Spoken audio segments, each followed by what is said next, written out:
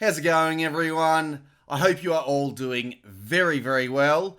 Do you all remember, if you're Australian, back in 2017 when we had a massive debate over whether or not to legislate gay marriage, otherwise known as fake marriage, and thus make marriage law obsolete in Australia?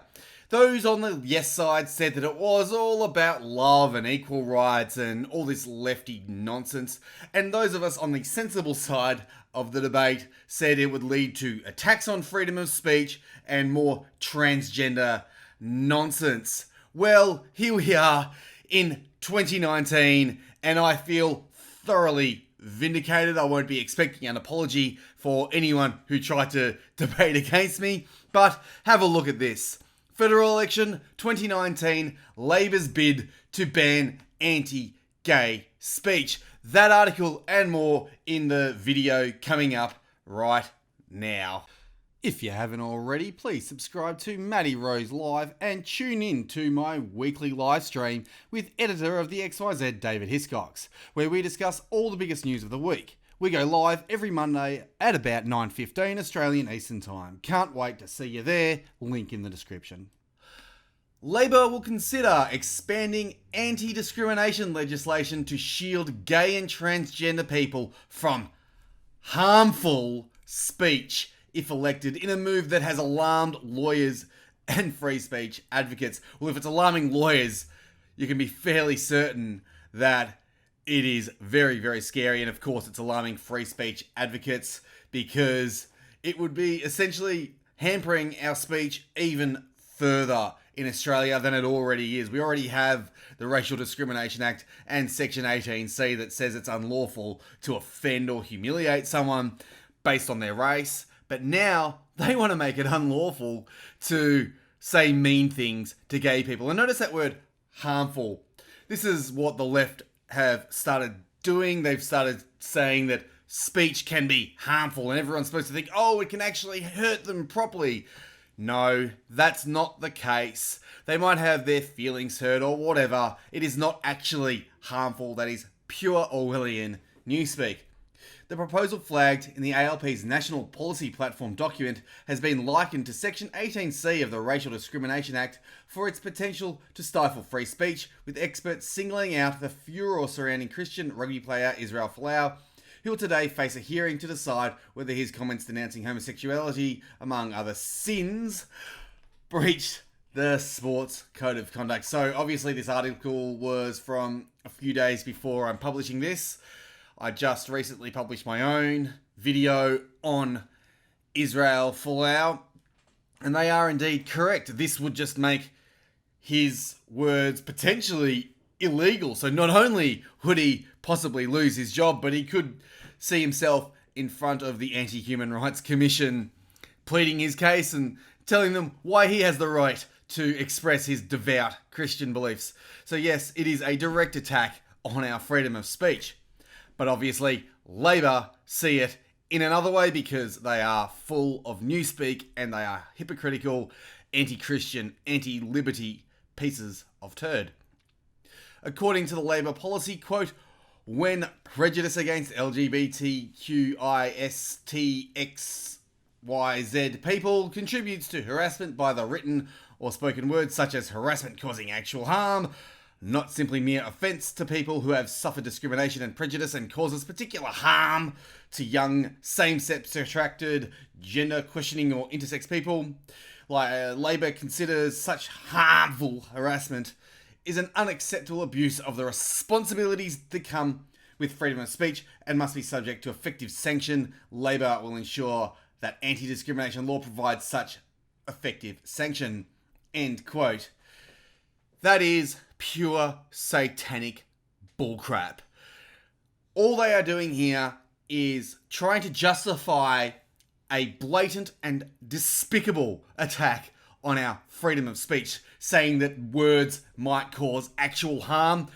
Prove that it's going to cause harm. Prove it. Provide actual, genuine evidence that they are going to be physically harmed by your words, or maybe financially harmed or whatever. They can't. They just use this word harm just because it's the new in vogue word that the left are using to attack our freedom of speech. And they use this NPC nonsense of responsibilities that come with freedom of speech.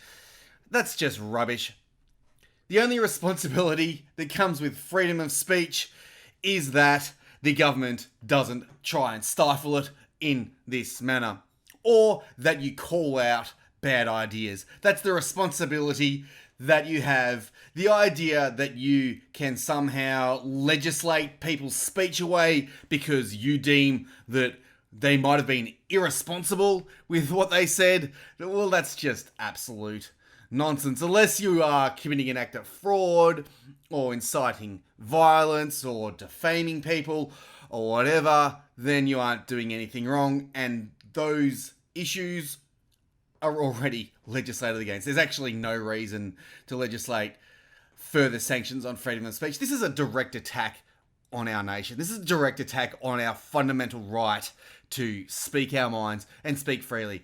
Make no mistake, the Labor Party are the party of totalitarianism. Not that the coalition are much better, as we will later see in this video, but here they are just blatantly saying that they want to remove your liberty. Liberty that our ancestors fought and died for.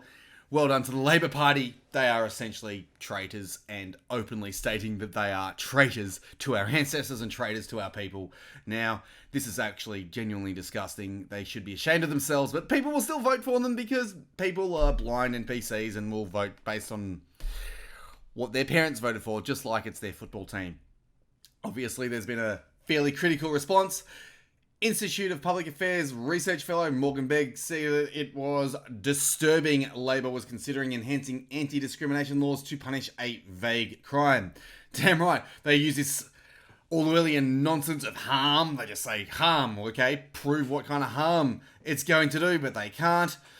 And they want to use those vague words in order to legislate against people speaking out. So Morgan Begg said, and I quote, "A government bureaucrat such as Labor's proposed LGBTQI XYZY two-spirited crap human rights commissioner enforcing acceptable speech is a serious threat to both freedom of religion and freedom of speech." He said, 100% correct. You change mind through words or through swords, and those who make peaceful revolution impossible make violent revolution inevitable. The Labor Party wanting to attack our freedom of speech in this manner is a direct incitement to violence. That is 100% true. Labor are actually inciting violence by simply proposing this law. They want to use the force of the state to silence mean words. It is disgusting. It's incitement to violence. And if we continue letting these idiots get away with it, it will either start a civil war or our nation will just fall to totalitarian hell. And I don't want either of those things, so I'd really like for the Labor Party to be punished at the next election. A Labor spokeswoman said the party had nothing to add on this. Exactly. They know what they're doing. They have nothing to add because they want to take over the country and take away all our freedoms. Make no mistake about that. That is not hyperbole. That is 100% fact. And it gets even worse, actually. School children who identify as transgender could undergo unnecessary sex changes under radical Labor policies, doctors warn. So not content on just attacking the most fundamental freedom that we have, they also want to attack our children. Well done to the Labor Party, the most disgusting party in Australia, bar maybe the Communist Greens who support all this rubbish. Labor's proposed gender policy could result in unnecessary sex changes among young school children, doctors have warned. The party's national platform has included a clause on gender identity and sexual orientation, including the creation of a national gender centre and even appointing a commissioner for sexual orientation and gender identity. The policy aims to make gender-affirming technology more affordable and accessible, as well as adding more gender identification options on birth certificates. Well, there you go. Like we warned during the great fake marriage debate, they want to push more of this transgender bull on us. Meanwhile, they want to make it illegal to call it out and even have the discussion, because this is the far left in the current year. They cannot have anyone discussing things that they don't like. Meanwhile, they want to attack the very nature of human beings, that is gender, in this manner. And gender affirming technology, I guess that means more sex changes. Please correct me if I'm wrong, because I'm not exactly sure what they're talking about there, but I would imagine that just means access to medical treatment that would involve cutting your nads off, essentially. So let's have a look at the exact policy from the ALP and this document that they talk about. So they talk about the LGBTQIS nonsense, placing a stronger democracy. Australia should be a society that embraces diversity. Labor will support lesbian, gay, bisexual, transgender, intersex and queer Australians to ensure they are safe, valued and respected.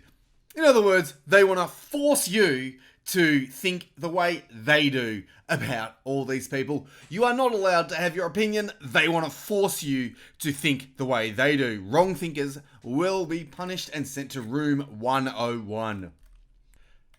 Labor will resource a national gender centre to provide support and advocacy for transgender Australians, which could have an education and training role to promote awareness about transgender issues to the wider public.